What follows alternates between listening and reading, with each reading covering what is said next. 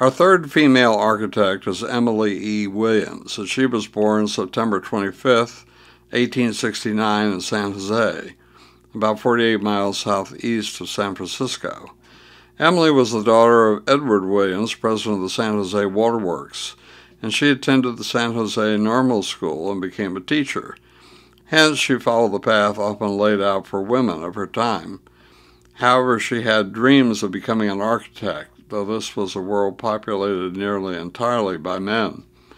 Nevertheless, Emily eventually met well-known metal artist Lillian Palmer, born in 1871, who also became a journalist with the San Jose Mercury and Herald newspaper. It was Lillian who encouraged Emily to follow her dreams, and they became lifelong partners. In 1901, Emily and Lillian moved to San Francisco, where Emily enrolled in a drafting program at the California School of Mechanical Arts, now the Lick-Wilmerding High School. However, after completing her studies, Emily was unable to find employment as a draftsman. In fact, she was told, if you were a man, we would tell you to go and build something. Hence, in 1904, and following the admonition she had heard, Emily used inheritance money from her father to buy property in Pacific Grove, about 115 miles southeast of San Francisco. It was there that Emily, with Lillian as her only helper, built a cottage at 246 Chestnut Street. The fact that two women were doing such a construction project drew the attention of the local press and even tourists. Seeing what Emily was able to do and believing in her abilities, Emily's oldest sister, Edith, commissioned 3 additional cottages on nearby lots. This established Emily's reputation, and she was given additional commissions for prominent women who lived in Pacific Grove and Carmel, about 6 miles south of Pacific Grove. One of the properties where Emily built was at 529 Ocean View Boulevard, Pacific Grove. Pictures of that first Pacific Grove cottage at 246 Chestnut Street and of the 3 other nearby homes now follow.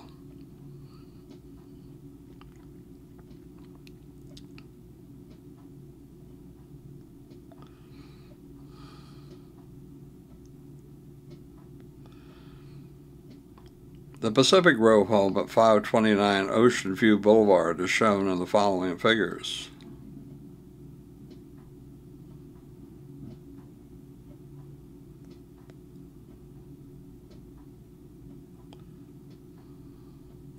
Unfortunately, no Carmel addresses for any homes by Emily Williams could be found. Yet these successes in Pacific Grove and possibly Carmel resulted in commissions to build at least 8 additional homes in the San Jose area. One of these was for Don and Annie Palmer, Lillian's parents, around 1905, and it was built at 66 South Free Street, now 66 South 14th Street, San Jose. Both Lillian and Emily lived in this home for a number of years, and it was there that Lillian continued to develop her metalworking skills at a basement workshop. Images of this dwelling, the Palmer House, later called the Arthur M. Free House, are now provided.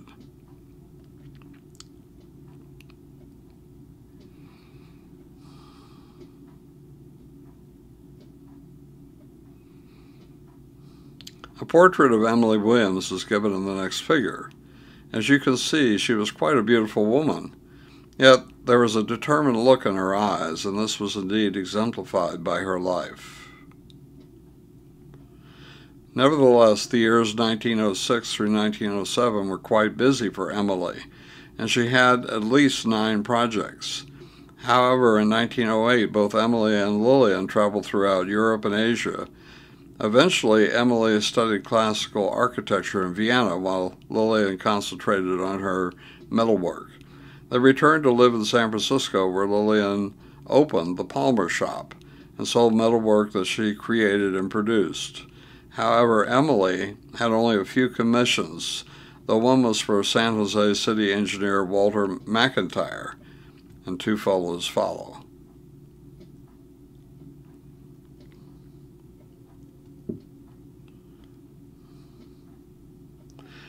Emily also designed a weekend cabin, Wake Robin, in the Santa Cruz Mountains, as well as her home in San Francisco at 1037 through 1039 Broadway.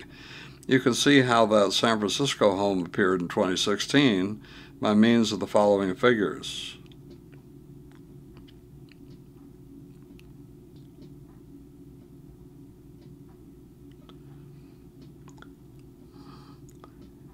Yet during this period of few commissions, Emily received an excellent opportunity.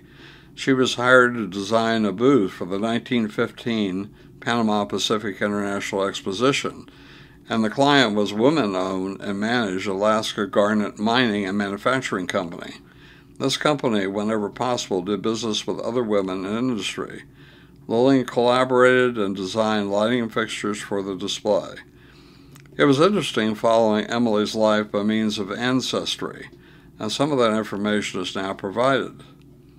1910 census, Emily was 41.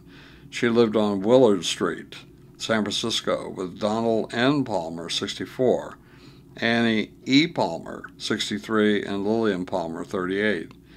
Emily was listed as an adopted daughter, though she was in fact Lillian's romantic partner. Emily was also listed as an architect in general practice. 1920 census. Emily E. Williams, 51, was listed as an architect. Lived at 1039A Broadway, San Francisco, with Lillian Palmer, 48. Listed as having a mortgaged home. 1940 census. Emily, 71, lived at 151 Whitney, Los Gatos, California. Lived with Lillian Palmer, 68. Yet from 1924 until Emily's death on June 3, 1942, Emily ceased the practice of architecture.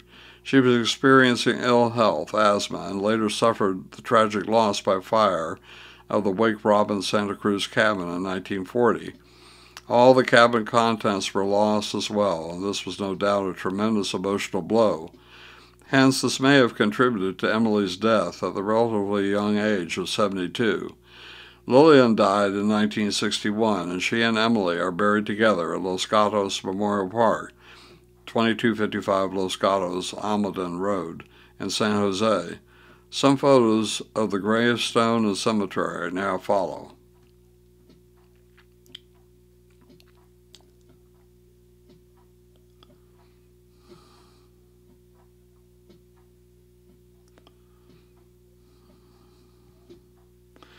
Nevertheless, Emily Williams appears to have had a full life, and many of her buildings still in 2016 remain available for public enjoyment.